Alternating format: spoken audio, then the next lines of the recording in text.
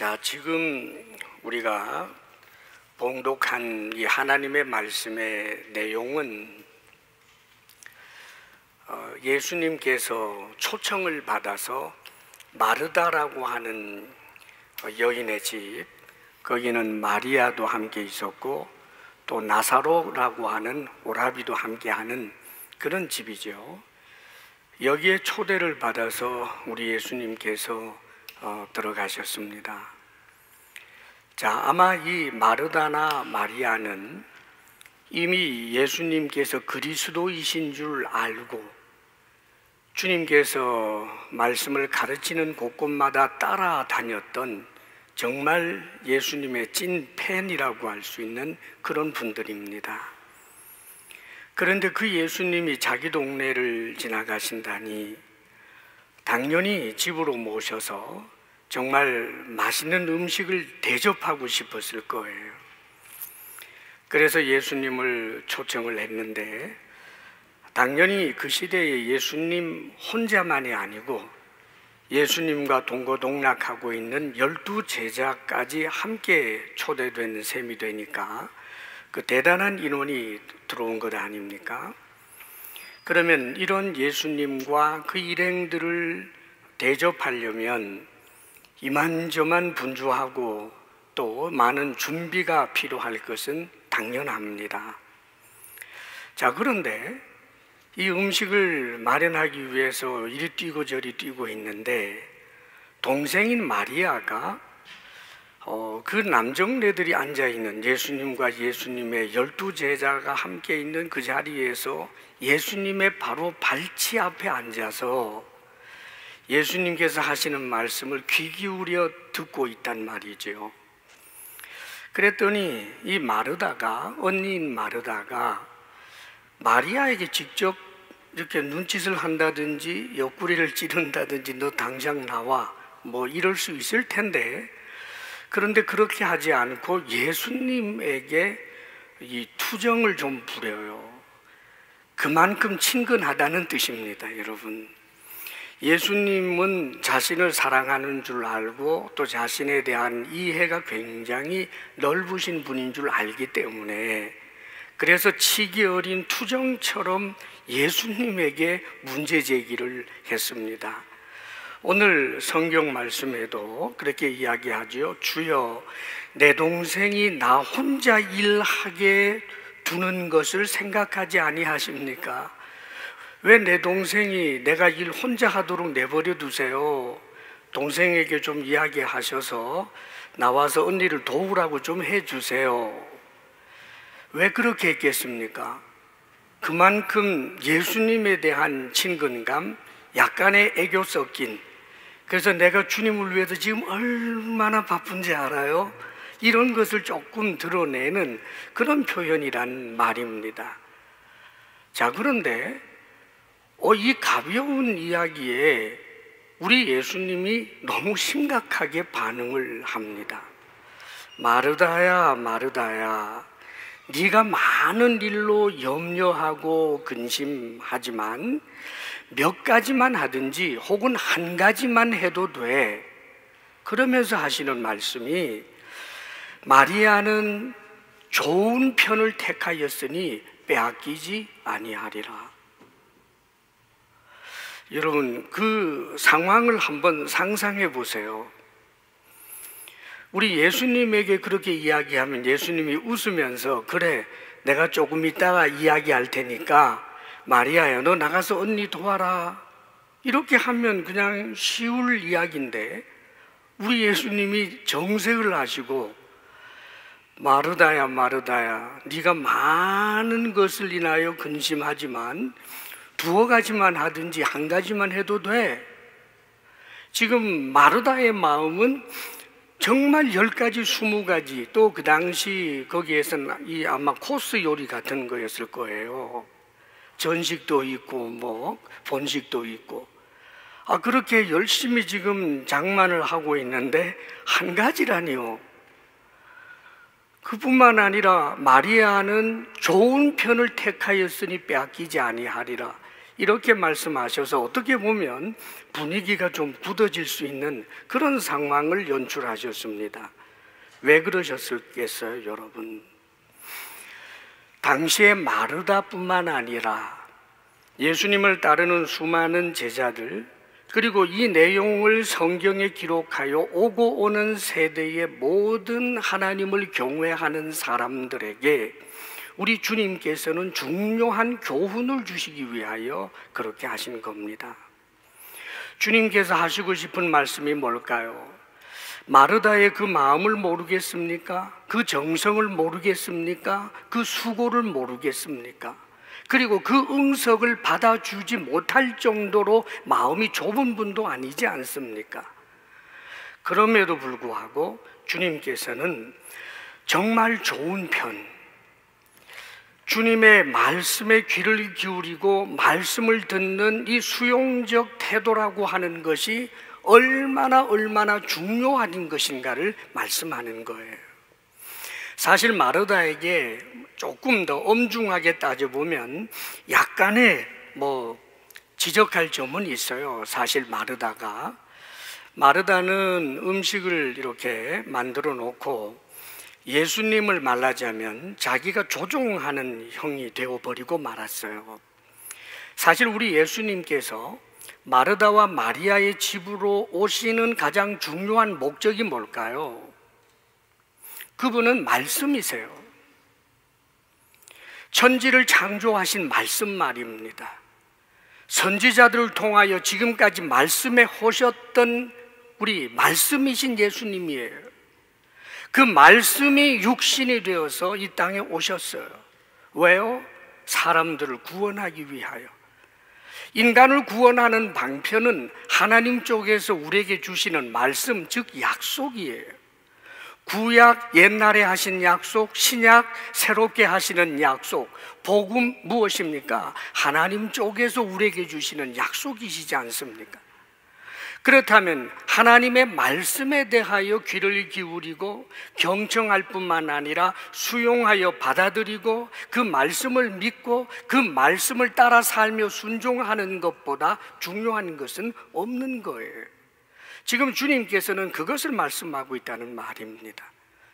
사실 마르다는 자신이 만난 걸 만들었으니까 예수님 말씀하는 것 좀 멈추고 그것 보다가 내가 열심히 이 장만한 이 음식을 좀 맛있게 먹어주시고, 그리고 너 정말 수고했다, 너 맛있게 만들었다, 이 칭찬 좀 해주세요 라고 하는 것이 그 속에 섞여 있겠지요. 충분히 이해할 만합니다.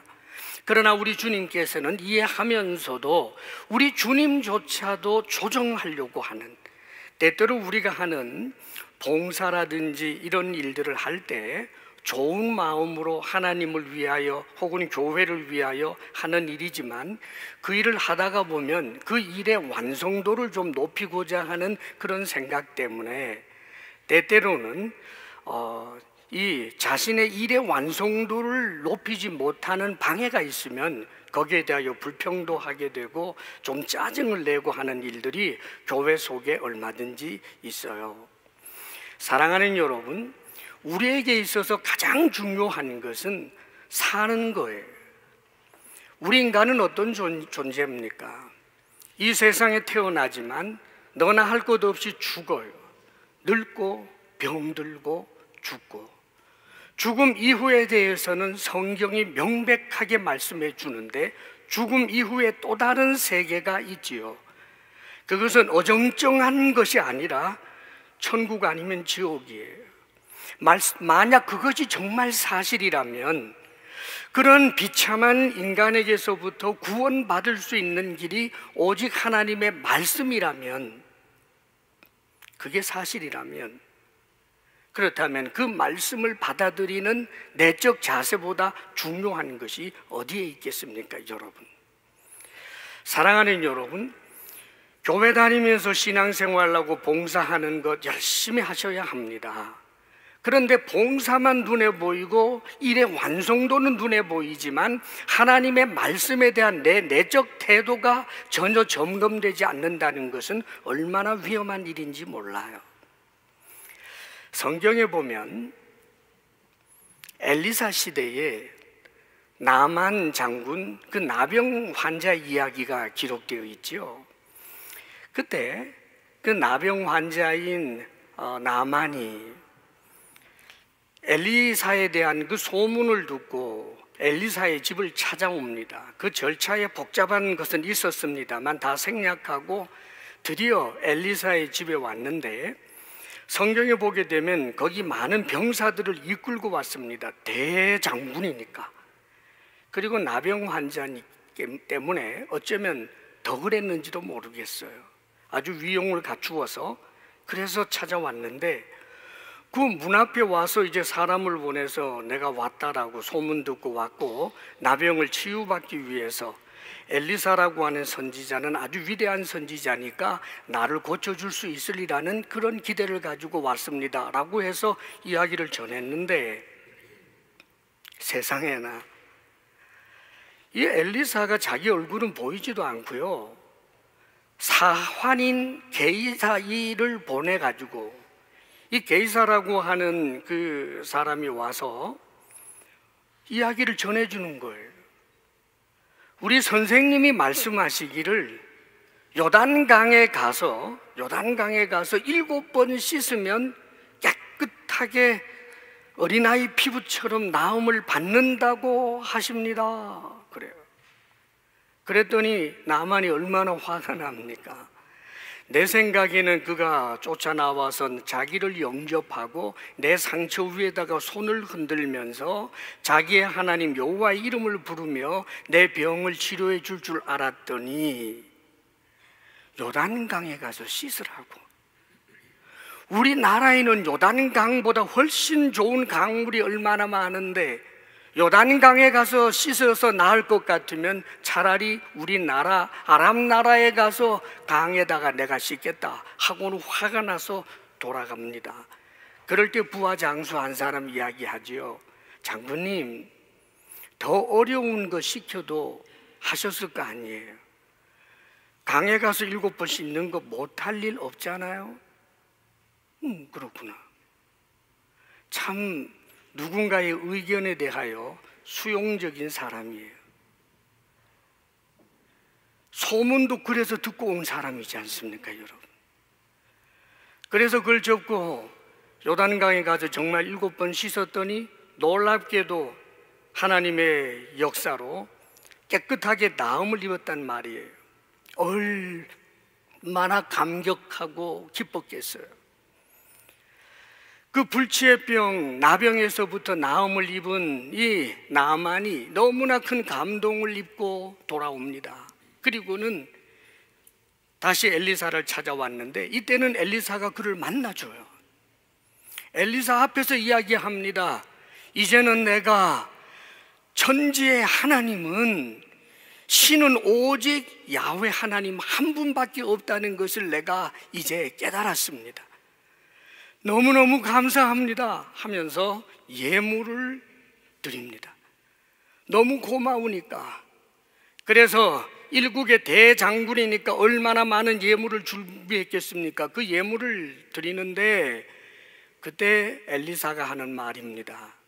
내가 섬기는 살아계신 하나님의 이름으로 말하거니와 나는 결단코 받지 않겠다. 아무리 권해도 받지 않아요. 그러니까 나만 하는 이야기가, 그렇다면 한 가지 청이 있습니다. 제가 이 곳에 있는 흙을 몇 수레 가져갈 수 있도록 허락해 주시면 제가 고국에 돌아가서도 오직 야훼 하나님에게만 제사를 드릴 수 있도록 허락해 주십시오. 그렇게 감격의 이야기를 하고 드디어 그는 돌아서 갑니다. 그런데 여러분 기억하십시오. 그 모습을 이렇게 관찰하고 있었던 사람이 있어요. 사랑하는 여러분, 그의 사환입니다. 여러분, 그의 사환이 그 모습을 보면서 이렇게 이야기하는 거예요. 내가 여호와의 살아계심을 두고 맹세하거니와 나는 반드시 쫓아가서 무엇인가를 받아내고야 말리라.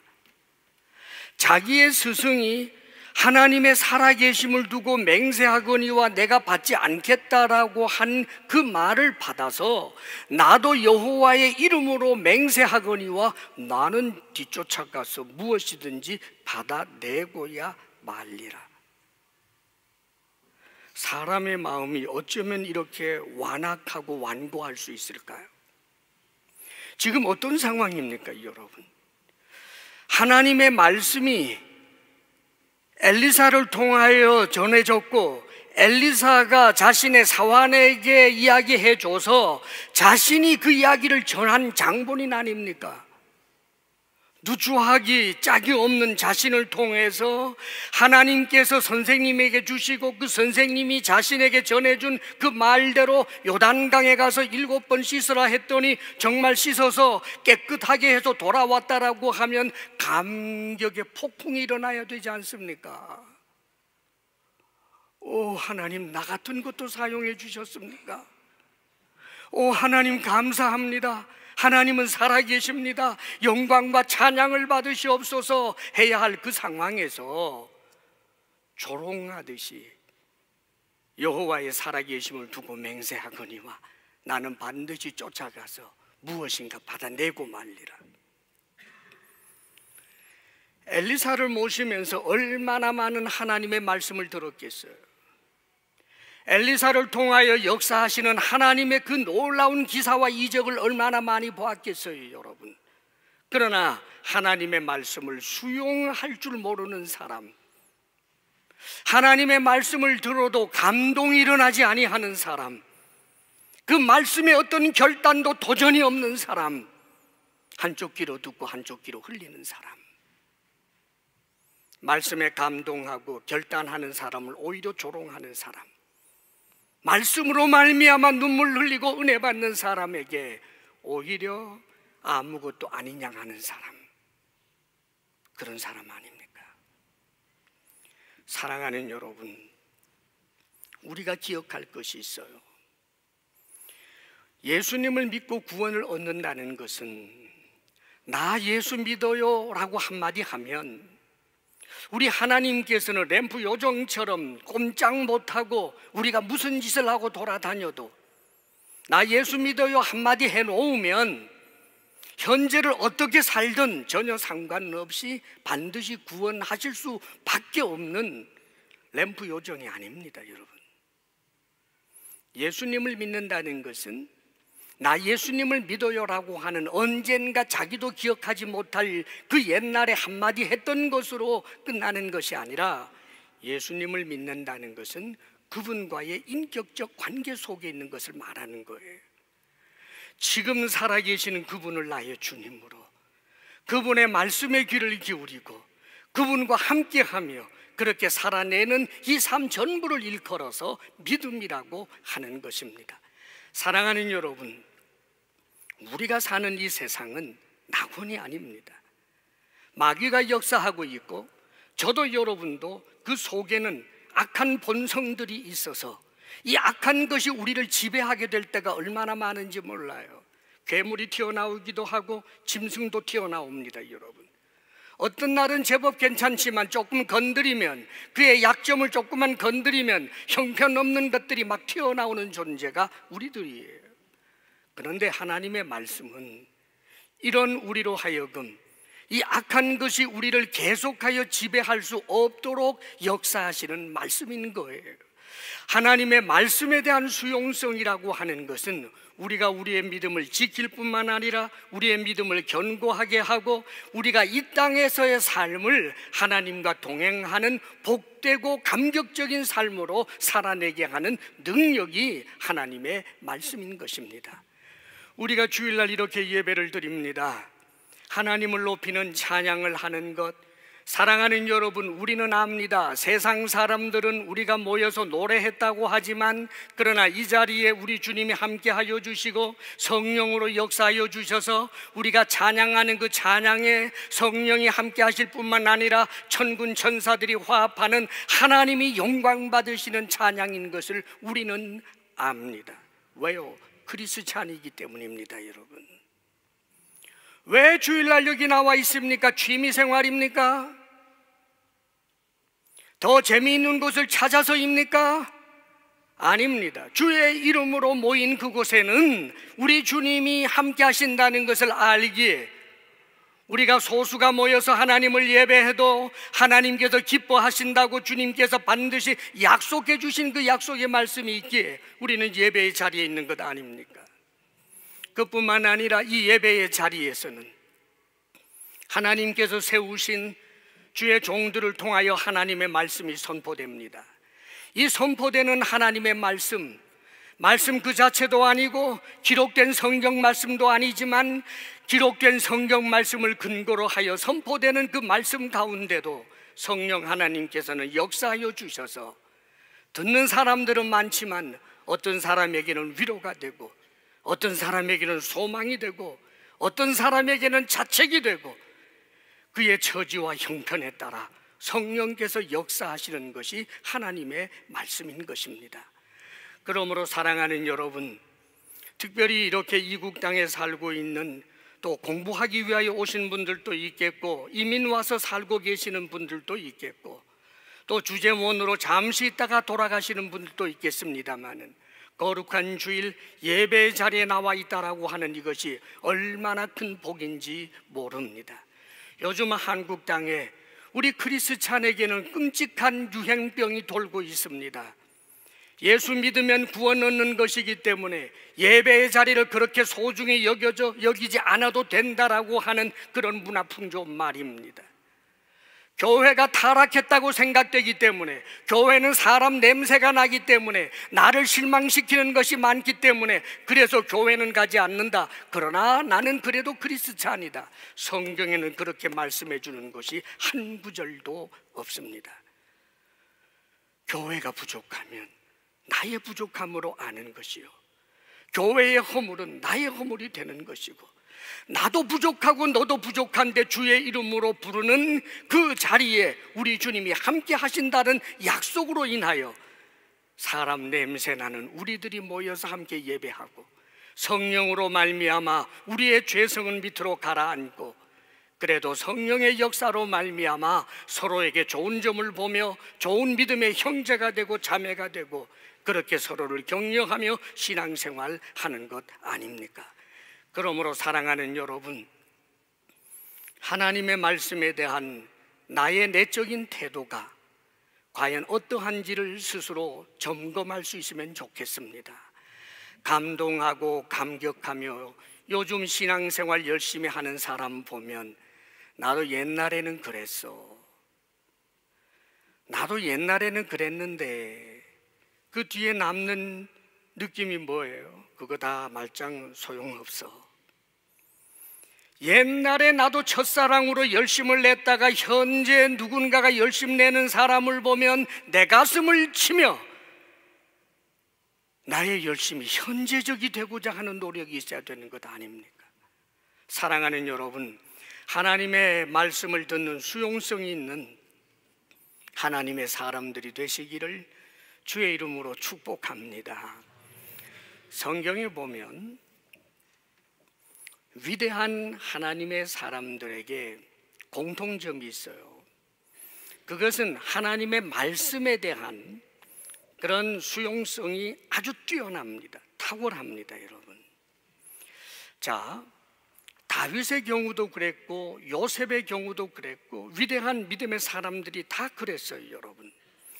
만일 우리에게 하나님의 말씀에 대한 수용성, 즉 믿고 순종하고자 하는 그런 내적인 태도가 없다라고 한다면 하나님의 말씀이 위로해도 위로를 받겠습니까?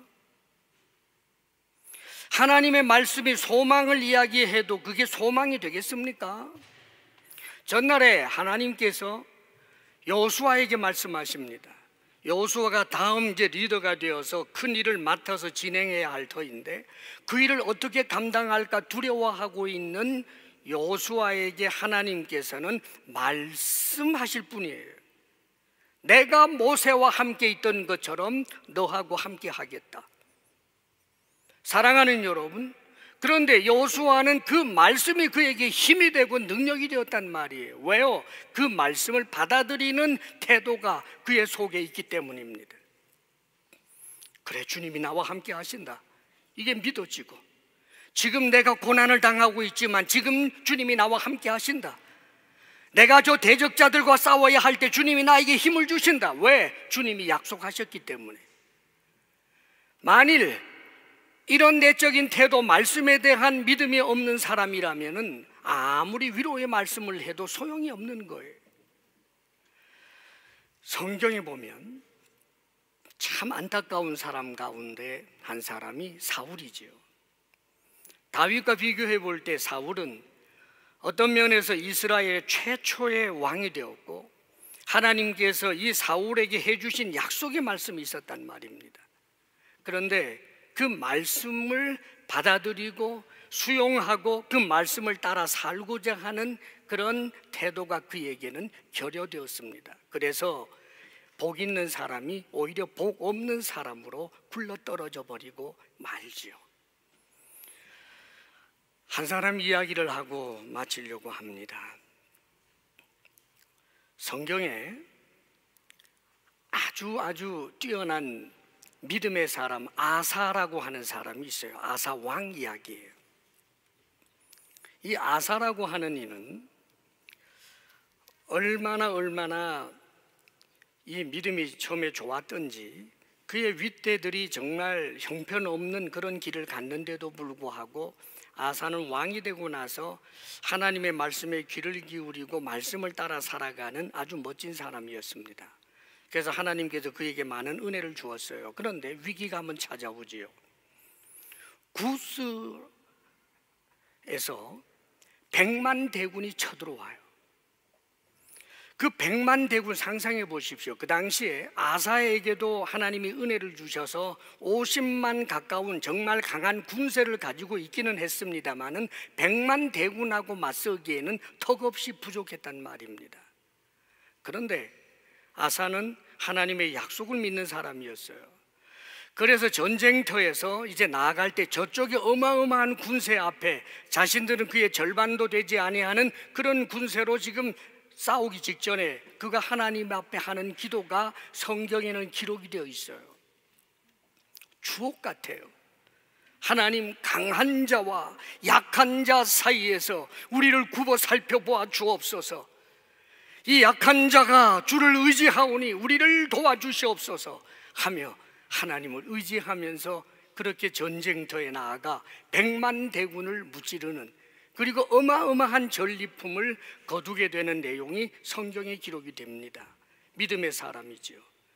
그런데 세월이 좀 흘러요.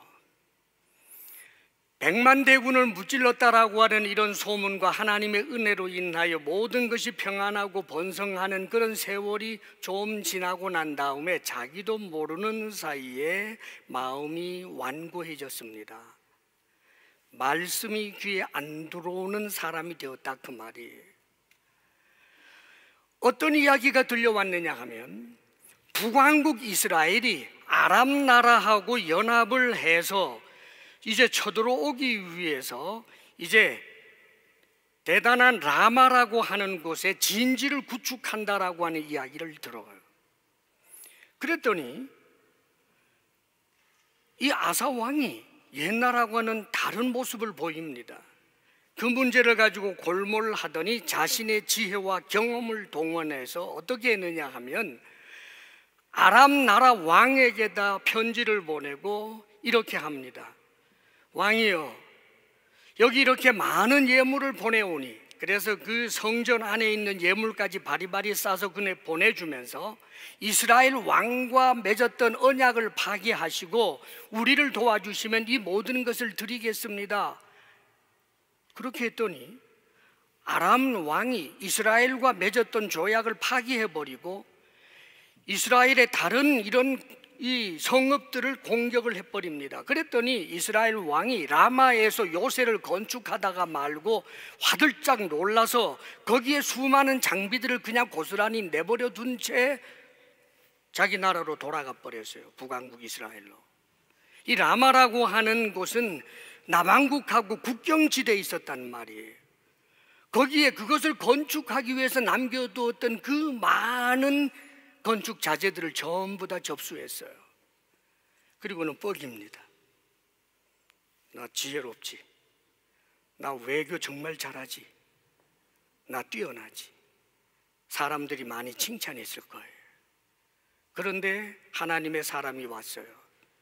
아사 왕이여, 하나님 앞에서 망령되이 행하였습니다. 만일 왕이 하나님을 의지하였더라면 저 아람의 군대를 하나님께서 당신의 손에 붙였을 것이요, 그러나 당신이 하나님을 의지하지 아니하였기 때문에 앞으로 어려움이 있을 것이요 하면서 회개할 것에 대해서 촉구를 합니다. 그런데 이게 웬일입니까?